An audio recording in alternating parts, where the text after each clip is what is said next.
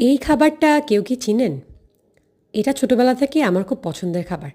ছোটোবেলায় স্কুলে গেলে বা স্কুল থেকে ফেরার সময় আমি মাঝে মাঝে এই ড্যানিশ কিনে কিনে খেতাম।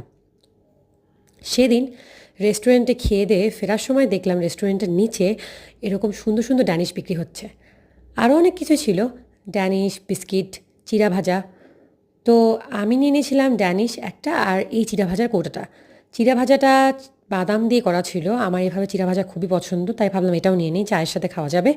এটার প্রাইস ছিল 80 টাকা আর ড্যানিশটার প্রাইস ছিল 30 টাকা। 30 টাকা হিসেবে ড্যানিশটা অনেক ইয়ামি ছিল এবং খুবই ফ্রেশ ছিল, ভিতরে মোরব্বা বাদাম দেওয়া ছিল। আমার পরে মনে হয়েছে একটা নিয়ে এসে লস হয়েছে, আরও বেশ কয়েকটা আনা উচিত ছিল কিনে। আপনারা কে কে এই ড্যানিশটা খান বা খেয়ে থাকেন বা ছোটোবেলায় খেতেন আমাকে জানাবেন। ধন্যবাদ ভিডিওটি দেখার জন্য, ভালো লাগলে অবশ্যই সাবস্ক্রাইব করে দেবেন।